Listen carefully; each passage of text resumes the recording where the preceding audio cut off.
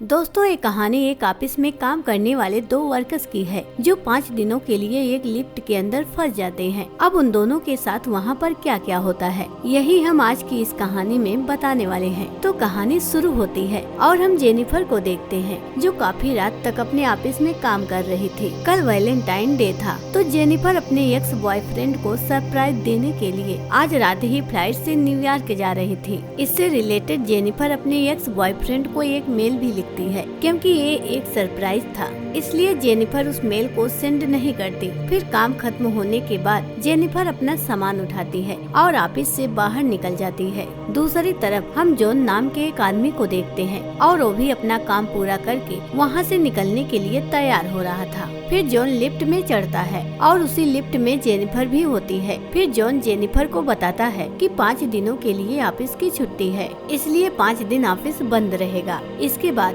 वो दोनों कुछ देर एक दूसरे से बात करते हैं। फिर जॉन जेनिफर को लिफ्ट की दीवार पर बनी हुई एक ड्राइंग दिखाता है जिसमें एक लड़का एक बॉक्स में बंद था। वो दोनों बातें कर ही रहे थे कि तभी अचानक वो लिफ्ट रुक जाती है। इसके बाद जॉन लिफ्ट में लगे हुए इमरजेंसी बटन को दबाने लगता है, लेकिन उससे कुछ भी नहीं होता। फिर वो दोनों लिफ्ट में लगे कैमरे को देखकर हाथ हिलाते हैं, पर वहाँ से भी उनको कोई जवाब नहीं मिलता। फिर वो दोनों वहाँ पर फोन करके किसी को मदद के लिए बुलाने की कोशिश करते हैं, पर उनके फोन में नेटवर्क नहीं आ रहे होते हैं। अब जेनिफर घबराने लगती है क्योंकि वो 5 दिनों के लिए इस लिफ्ट में बंद हो चुकी थी। लेकिन जेनिफर को तो जल्दी जाना था क्योंकि आज रात उसकी न्यूयॉर्क की फ्लाइट थी। अब उन दोनों के पास और कोई ऑप्शन नहीं था, इसलिए वो दोनों वहाँ पर बैठ जाते हैं। फिर जेनिफर जॉन को बताती है कि वो यहाँ पर अकाउंट सुपरवाइजर का काम करती है। इस पर जॉन भी जेनिफर को बताता है कि वो यहाँ पर नया है और उसने कुछ दिनों पहले ही ज्वाइन किया है। कुछ देर बाद उन दोनों के दिमाग में आता है कि हर लिफ्ट में एक इमरजेंसी एग्जिट होती है, इसलिए जेनिफर जॉन को ऊपर चढ़ने को कहती है ताकि वो उस इमरजेंसी एग्जिट का पता लगाकर वहाँ से बाहर निकल सके। पर वो लिफ्ट पूरी तरह पैक होती है, इसलिए जेनिफर को कोई भी रास्ता नहीं मिलता। अब उन दोनों को साथ में बंद हुए 1 घंटा हो चुका था, तो दोनों एक दूसरे को अपना नाम बताते हैं। फिर जेनिफर जॉन को कहती है कि उसे बहुत ज्यादा प्यास लग रही है, तो जॉन उसे अपने पानी की बोतल देता है। जॉन के पास एक वाइन की बोतल भी होती है जो वो अपने क्लाइंट के लिए ले जा रहा था। फिर जेनिफर जॉन को कहती है कि अब वो 5 दिनों के लिए इसी लिफ्ट में बंद होने वाले हैं क्योंकि 5 दिनों तक यहाँ पर कोई नहीं आने वाला। फिर थोड़ी देर बाद जेनिफर को बहुत तेज टॉयलेट लग जाती है, पर वो ये जॉन के सामने नहीं कर सकती थी क्योंकि उसे एक आदमी के सामने टॉयलेट करने में बहुत शर्म आ रही थी। पर जॉन उसे समझाता है कि इसमें शर्माने वाली कोई बात नहीं है। फिर वो जेनिफर को उसके खाली थर्मस में टॉयलेट करने को बोलता है। अब जेनिफर के पास और कोई ऑप्शन नहीं था, इसलिए वो उस थर्मस में ही टॉयलेट करने लगती है और वहीं जॉन दूसरी तरफ मुड़ जाता है और अपनी आंखें और कान बंद कर लेता है। इसके बाद जेनिफर उस ड्रा के पास जाती है और वहाँ पर एक लड़की की ड्राइंग बना देती है। अब कुछ घंटे और बीत जाते हैं और वो दोनों वहाँ पर टाइम पास करने के लिए बातें करते हैं और गेम खेलते हैं। फिर जेनिफर जॉन से पूछती है,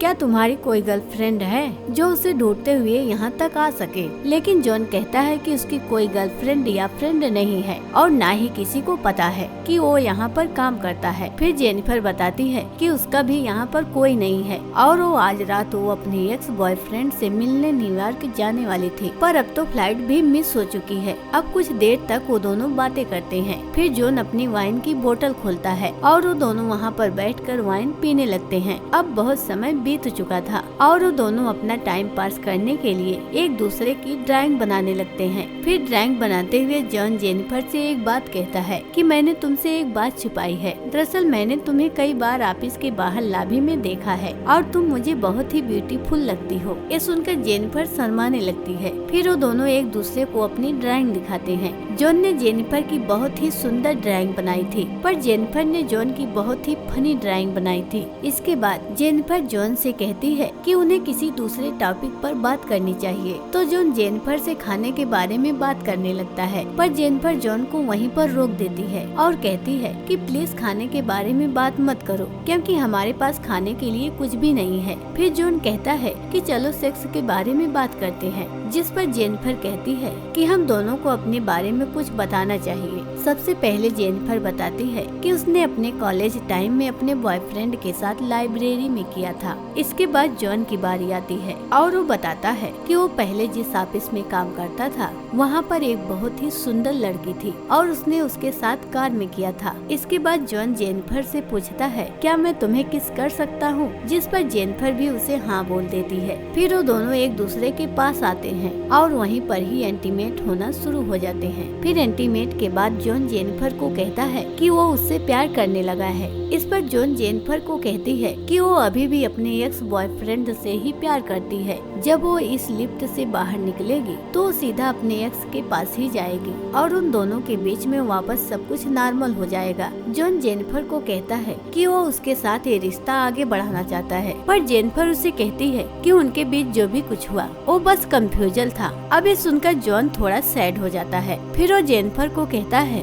मैं तुमसे बहुत प्यार करता हूँ। जिसके बाद जॉन उसे कहता है, मैं तुमसे बहुत कुछ छुपाया हूँ। जॉन बताता है कि वो यहाँ पर नया नहीं है, बल्कि वो बहुत टाइम से यहाँ पर काम कर रहा है। वो जेनिफर को रोज यहाँ पर आते जाते हुए देखता है और वो जेनिफर के बारे में सब कुछ जानता है। फिर जॉन जेनिफर को अपना मोबाइल दिखाता है जिसमें जेनिफर के ऑफिस से बाहर आने की सीसीटीवी फुटेज होती है। दरअसल जॉन इस बिल्डिंग का सिक्योरिटी गार्ड है और वो रोज ही जेनिफर को यहाँ पर आते जाते हुए देखता है। वो बहुत टाइम से जेनिफर से प्यार करता है, लेकिन आज तक वो उसे बोल नहीं पाया क्योंकि उसे पता था कि जेनिफर एक सिक्योरिटी गार्ड से कभी नहीं प्यार करेगी। इसलिए जॉन ने ये सब कुछ प्लान करके रखा था। इन दोनों को साथ एक लिफ्ट में फंसना कोई एक्सीडेंट नहीं बल्कि जॉन की ही प्लानिंग का हिस्सा था। अब ये सब बताने के बाद जॉन लिफ्ट की चाबी निकालता है और वो जेनिफर को कहता है कि अगर वो चाहे तो यहाँ से जा सकती है। जिसके बाद वो उस चाबी को लिफ्ट में लगाकर लिफ्ट को शुरू कर देता है। अब जेनिफर ये सुनकर बहुत गुस्सा हो जाती है और वो जॉन को कहती है कि तुमने मुझे किडनैप करने की कोशिश की है और यहाँ से निकलने के बाद मैं सीधा पुलिस के पास जाऊंगी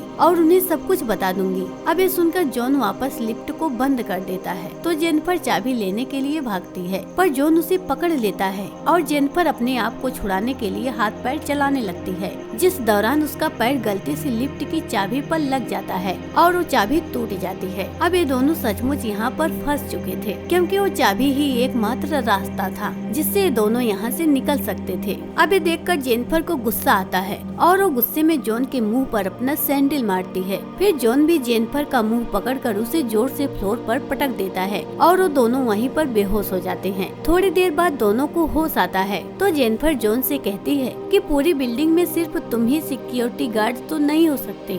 जिस पर जॉन कहता है कि आज रात यहाँ पर 3 सिक्योरिटी गार्ड आने वाले थे, पर मैंने उन दोनों से कहा कि मैं उन दोनों की शिफ्ट भी कर लूंगा। फिर जेनिफर जॉन को कहती है कि तुम एक किडनैपर हो और ये सुनकर जॉन पूरी तरह पागल हो जाता है और इधर उधर तोड़फोड़ करने लगता है। फिर जॉन जेनिफर के बैग को खोलता है जिसके अंदर एक शर्ट होती है जो जेनिफर अपने बॉयफ्रेंड के लिए लाई थी। अब ये देखकर जॉन शर्ट को खुद ही पहन लेता है। फिर वहाँ पर एक दूसरा बॉक्स भी होता है और जॉन उस बॉक्स को जेनिफर से खोलने के लिए कहता है। उस बॉक्स के अंदर एक सिगार और एक लाइटर था। जिसके बाद जॉन वहीं पर बैठकर उस सिगार को पीने लगता है। अब ये देखकर जेनिफर बहुत ज्यादा डर जाती है और चुपचाप वहीं पर बैठी रहती है। फिर कुछ देर बाद जॉन देखता है कि हर लिफ्ट में से बाहर जाने का एक रास्ता होता है और इस लिफ्ट के ऊपर कोई स्क्रू नहीं है, तो शायद ऊपर कोई रास्ता जरूर हो सकता है। जिसके बाद जॉन उस लिफ्ट के ऊपर चढ़ता है और वहाँ पर उसे बाहर जाने का रास्ता मिल जाता है। फिर जॉन जेनिफर से कहता है कि उसे ऊपर चढ़ने में उसकी मदद चाहिए, पर जेनिफर को जॉन पर भरोसा नहीं था। इसलिए वो जॉन से कहती है कि मैं तुम्हें नहीं उठा पाऊंगी, इसलिए तुम पहले मुझे जाने दो। पर जॉन भी जेनिफर पर भरोसा नहीं करता और वो उसे मना कर देता है क्योंकि उसे लग रहा था कि जेनिफर बाहर जाकर पुलिस को बता देगी। पर जेनिफर जॉन से प्रॉमिस करती है कि वो पुलिस को कुछ भी नहीं बताएगी और यहाँ से निकलकर वो दोनों एक नई जिंदगी शुरुआत करेंगे। इस पर जॉन जेनिफर पर भरोसा कर लेता है और उसे ऊपर चढ़ा देता है, पर जेनिफर जॉन को धोखा दे देती है और वो उसे बाहर नहीं निकालती।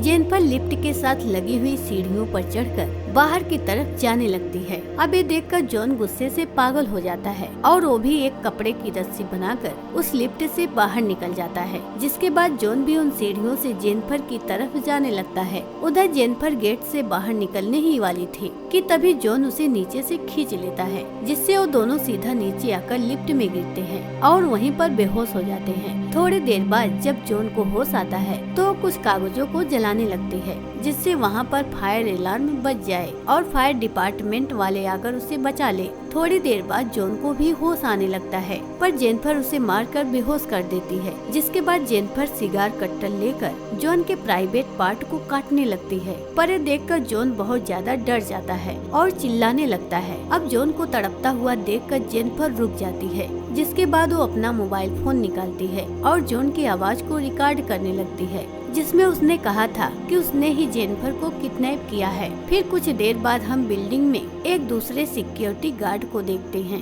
जिसका नाम एडी था। एडी अपनी गर्लफ्रेंड के साथ उस बिल्डिंग में आता है, लेकिन तभी वहाँ पर वो मॉनिटर में देखता है कि लिफ्ट में 2 लोग फंसे हुए हैं। अब ये देखकर वो भागकर उनकी मदद करने के लिए जाता है और उस लिफ्ट के पास आकर उसे बाहर से खोलने की कोशिश करता है। जिसके बाद वो जॉन को अपनी चाबी देता है ताकि वो उस लिफ्ट को वापस चालू कर सके। लेकिन जॉन एडी को कहता है कि उसे उसकी हेल्प चाहिए, तो एडी जॉन की हेल्प करने के लिए उस लिफ्ट के अंदर चला जाता है। लेकिन जैसे ही एडी आधा अंदर पहुंचता है, तभी जॉन उस लिफ्ट को चालू कर देता है, जिससे एडी वहीं पर ही फंसकर मर जाता है। अब जेनिफर ये देखकर चिल्लाने लगती है, तो जॉन उसे मारकर बेहोश कर देता है और उसे उठाकर एक कार की डिग्गी में बंद कर देता है। इसके बाद जॉन सीसीटीवी रूम में जाकर वहाँ की सारी फुटेज भी डिलीट कर देता है। तभी वहाँ पर एडी की गर्लफ्रेंड आ जाती है और ये सब कुछ देख लेती है। अब ये देखकर जॉन उसके भी पीछे पड़ जाता है और उसे भी मार देता है। फिर जॉन उस कार में बैठकर एक सुनसान जगह पर जाता है और वहाँ पर एक कूड़ेदान में पेट्रोल डालने लगता है। दरअसल जॉन वहाँ पर जेनिफर को जलाने का प्लान कर रहा था। फिर जॉन कार की डिग्गी को खोलता है, पर जेनिफर वहाँ से चुपचाप बाहर आकर जॉन पर हमला कर देती है।